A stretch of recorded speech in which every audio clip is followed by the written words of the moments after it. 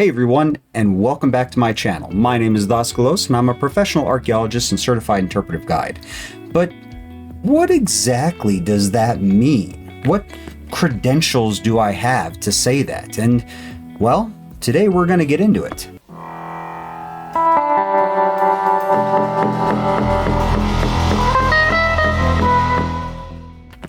I have here my CV that I'm going to read for you. If you don't know what a CV is, it is basically a resume on steroids. And CVs can be tweaked for different professions and for different people, but generally speaking, they all follow very similar formats. You have your professional experience, your academic experience, and all that entails. So the way that this is going to work, I'm going to give you the too long didn't read version at the beginning. Then we're going to dive into my professional experience, and then we're going to dive into my academics. And then at the very end, I'll get into some just basic catch-all stuff. So let's go ahead and dive into it. Every good CV needs to have your contact information. I'm not going to read this off to you because my contact information is on my YouTube channel in the About Me section. So you can click on that, go anywhere. You can email me, jump on my Discord, stuff like that. All right, so let's get into the too long didn't read portion, basically the introduction. I will start with the sort of very beginning and work my way up till now. I graduated from Pima Community College in Tucson, Arizona with 2 associate's degrees, Associates of Arts in Anthropology with a cultural anthropology focus, and an Associate of Arts in Anthropology with an archaeological focus. I also have 3 certificates for direct employment. One is a archaeological field method certificate. The other is the archaeological lab method certificate, very similar. And a geographical information certificate. Basically, GIS is digital mapping and sort of all of that sort of entails.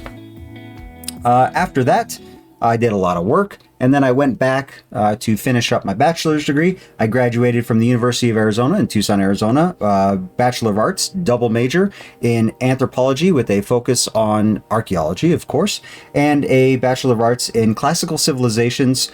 Obviously, I focus on Greece, but classical civilizations is sort of a catch-all. For my professional experience, I have about 10 years, maybe 11 of cultural resource management, archaeological field work. But it wasn't a continuous 10 years. It was sort of on and off. See, archaeology, when I first joined up, it was a little variable with work. So sometimes you got work, sometimes you didn't. During that time, I also worked sales, so I have 10 years worth of sales experience. I worked both of those concurrently. I also worked for the National Park Service as an interpretive park guide. I get into that a little bit in my Q&A portion, but basically public speaking and educating the public on stuff at national parks.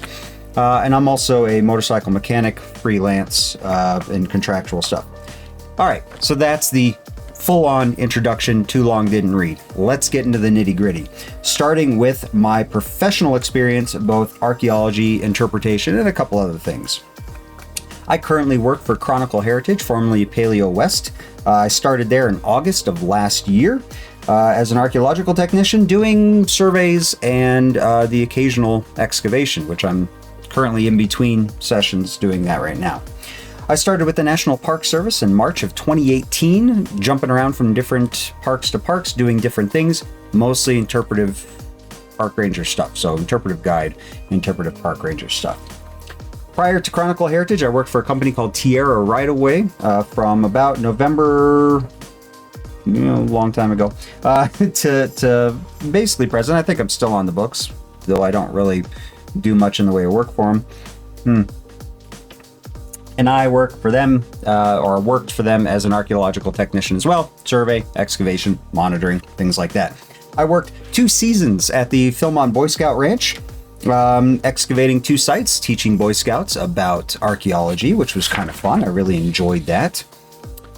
I worked for a company called PAST, P-A-S-T. That was the very first place I worked for as an archaeologist. Few jobs with them, mostly survey. I worked for Pima Community College. When you go to Pima College and you do their archaeology portion, one of the classes you do actually establishes you as an archaeologist on call with them. Kind of cool. Field schools that I have the Burrow Creek Archaeological Field School, which was with Pima Community College, and I have the Rock Art Ranch Field School, which was with the University of Arizona, both American Southwest Archaeology.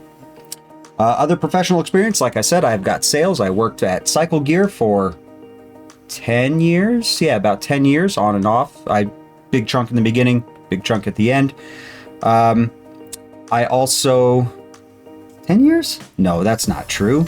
6 or 7 years with Cycle Gear, because I also worked sales at a company called Deseret, which dealt with off-road driving, off-road trucks, stuff like that. I also ran a tire shop for 4 years working for Sam's Club, which was actually kind of a cool thing. I know a lot of technical stuff when it comes to tires and things like that. I'm also a freelance motorcycle mechanic. I did not go to MMI. A lot of people go to MMI. I actually did it the old-fashioned way, and I was actually apprenticed under a master mechanic and learned some stuff from him. Though at the time that I apprenticed under him, I had already learned a whole bunch of stuff anyways, and I was on call with two different motorcycle shops, both owned by friends of mine. So yeah, there you go. So there's that. Also, quite a long time ago, I was with 1st Squad, 5th Platoon, Delta Company, 3rd 325 out of Fort Bragg, North Carolina. Don't do the whole thank you for your service thing. There's other people that deserve that kind of stuff. I have a fully honorable discharge from that, by the way, so you can go ahead and cut that out before that starts getting weird. My various licenses and certifications, obviously a valid driver's license with a clean driver record, certified in off-road driving techniques. There was actually a class that I took on that when I worked at the tire shop. Certified in first aid and CPR, certified in conflict resolution of all things. And of course, like I say at every beginning of every video, I am a certified interpretive guide, which is a class you can take and you can stay up on your certification. Though I think my certification is up at this point. That's okay. It's fine. All right. That is the professional portion of it. That was kind of a quick and dirty sort of overview. Let's move in to the academics portion. I am going to start with the newest first and move back, so the University of Arizona. I'm going to give you the course and a quick little description on what the course is. Keep in mind, most of these courses are cross-listed. So a lot of these are anthropology courses, but they can also be classics courses, and they're usually cross-listed. One of them is actually cross-listed with like 5 different fields as well. And then when I get to the Pima College one, a lot of those are cross-listed as well, anthropology and archaeology. All right. University of Arizona courses. Anthropology 333, Introduction to Archaeological Analysis. Introduction to Laboratory Analysis of Archaeological Materials, including stone tools, ceramics, animals, plants, and architecture. Uses lectures and hands-on exercises to illustrate the collection and interpretation of archaeological data. Anthropology 340A, Introduction to Greek Art and Archaeology. This course surveys the art and archaeology of Greece from the early Bronze Age to the Hellenistic period, basically 3000 BC to about 31 BC, I think, focusing on iconic monuments in architecture, sculpture, ceramics, and minor arts that shaped ancient Greek civilization. So there you go. There's a bunch of other stuff in there I'm just going to skip over. Anthropology 349, Archaeological Evidence for Everyday Life in Ancient Greece and Rome. This class should have actually been 2 classes in my opinion, but it is what it is. This course focuses on the information about aspects of everyday life of the ancient Greeks and Romans that can be gleaned from archaeological evidence as opposed to or in combination with written sources and the various methodologies of the discipline of archaeology that allow us to reconstruct so much of the daily lives of ancient peoples. That's a mouthful. Basically, it's about normal people, not royalty, not senators and politicians and stuff like that. Your everyday person. It was a pretty cool class. Anthropology 420. Archaic Greek sanctuaries. This course therefore concentrates on the evidence for Greek sanctuary sites between 1000 and 600 BC. We examine the excavated material from numerous sanctuary sites, including architectural remains, temples and or altars, votive offerings of bronze and clay, and any other evidence revealing religious practices during these formative years. My report in that class was on Delphi. Anthropology 440A, Cultural Resource Management. Cultural Resource Management, CRM, involves research to identify, evaluate, and register historic properties and mitigate adverse impacts to them. This course reviews the legislation, method, and theory of CRM to develop the practical skills needed in professional applications. This course is pretty much talks about what I do as an archaeologist working in the private and public sectors. Really good stuff. I learned, there was some stuff I didn't really learn because I already knew, because I'd already done archaeology for a while, but generally speaking, excellent class that gets into the real nitty gritty and crazy little paperwork sections of stuff. Anthropology 443, Archaeology of Neolithic and Bronze Age Greece. This class will examine the archaeology of the Greek mainland from the arrival of humans until the end of the Late Bronze Age, paying particular attention to the emergence and fluorescence of Europe's first states. In addition to learning the material record of the region, students will hone their skills in critical thinking by exploring the theoretical approaches that inform the way archaeologists reconstruct the past. Excellent, excellent class dealing with prehistory in Greece. Absolutely loved it. My paper that I wrote on that was the examination of the Trojan War and what we can actually glean archaeologically from it. Kind of a cool class. I really loved it. Really awesome. Anthropology 465, Greek Pottery, Craft, and Society in Ancient Greece. This course surveys the development of ancient Greek pottery from 3000 BC to 400 BC, with a focus on the developments, uses of ceramics with historical settings, iconography and meaning, materials and manufacturing techniques, organizations of ceramic workshops, and potters and their social status. That is where I got this little guy. That's where this little guy came from, was that class. So, yeah, fun stuff on that. Classics 301A, Literature of Ancient Greece, from Homer to the Novel, Survey of the major authors and works of ancient Greece from Homer to the Greek novel, all readings in English. Pretty straightforward. Classics 301B, Literature of the Ancient Romans, Latin literature and English translation. Classics 301B provides an introductory survey of Latin literature through English translations. I don't think the teacher there liked me much, because I made a comment about Virgil being Homer fanfic. Yeah, I don't think she liked me. Classics 305, Greek and Roman religion, religious beliefs and cult practices in ancient Greece and Rome, all readings in English. Classics 313, this is the one that had the multiple crossovers with a whole bunch of different ones. Health and medicine in classical antiquity. This course examines the methodology and practice of medicine in Greek and Roman times from Asclepius to Hippocrates and Galen. Medical instruments and procedures, the religious manifestation of healing in Greek and Roman sanctuaries, the votive dedications by patients and cured, midwifery and childcare, public hygiene and diseases, a whole bunch of medical stuff. Excellent course. Lots of really cool things to learn. Classics 342, the Iliad, Odyssey, and the Epic Tradition, a study of the Homeric poems, the Iliad and the Odyssey, all readings in English. Classics 323, Ancient Empires, exploring the diverse nations of the Mediterranean that pursued the acquisition of empire in the ancient world. Pharaonic Egypt, Achaemenid Persia, 5th century Athens, 4th century Macedon, and Imperial Rome. It goes into a lot more detail than just the rise and fall, and it kind of covers a lot of other things too. Kind of a cool class. Excellent class. It helps that the teacher in that class was pretty awesome too. Professor, not teacher, professor.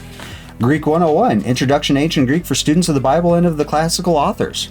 Greek 102, the second semester of the Introduction to the Basic Morphology, Grammar, Syntax, and Vocabulary of Ancient Greek through Reading and Composition for students of the Bible and of classical authors.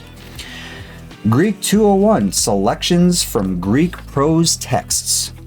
Greek 202, Selections from Classical Greek Poetry, Homer, basically. It was all the Iliad. Okay.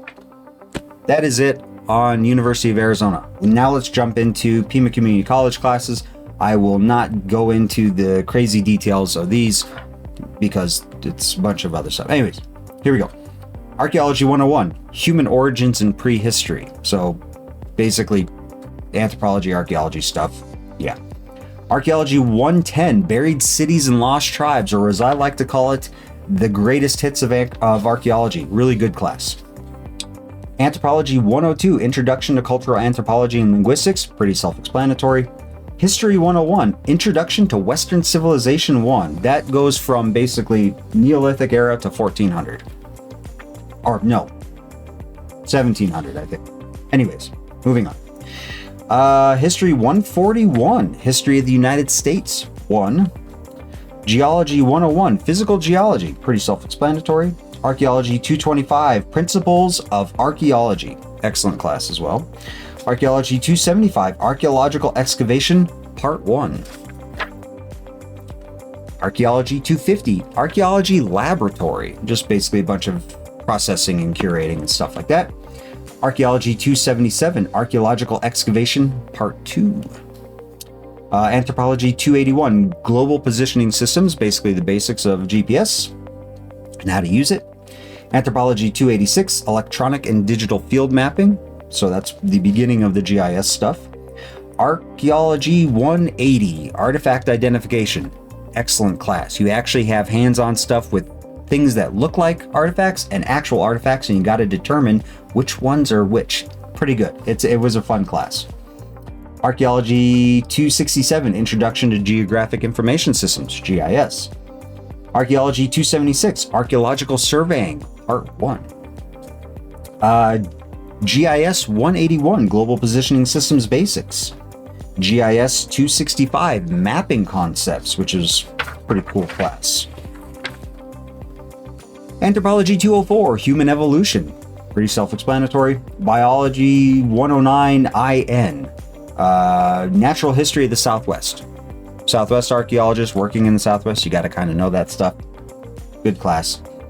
Anthropology 215, The Nature of Language. Pretty self-explanatory there, basically linguistics. Anthropology 210, Cultural Anthropology. Pretty self-explanatory. I'm pretty sure the professor in that class didn't like me either for other reasons. So that's all the academic stuff. Professional affiliations, of course. I was part of the archaeology club at Pima College. I am a member of the Archaeological Institute of America, and I am a member, or I guess was a member, of Eta Sigma Phi Honor Society, which is a classical studies honor society. All right. Let's get into skills. These are things that make me bankable to companies. I have equipment or the following skills. I have the following skills: equipment and vehicle maintenance, first aid, off-road driving and recovery skills, firearm and explosives handling, survival training, light automotive mechanical duties, hazardous material and fire prevention techniques, leadership training, time management, risk management, map and compass navigation, functioning in high-stress situations, accustomed to working in adverse environmental conditions, accustomed to physically high demanding and labor-intensive jobs, adept at land navigation and bivouac, and accustomed to hiking long distances with gear.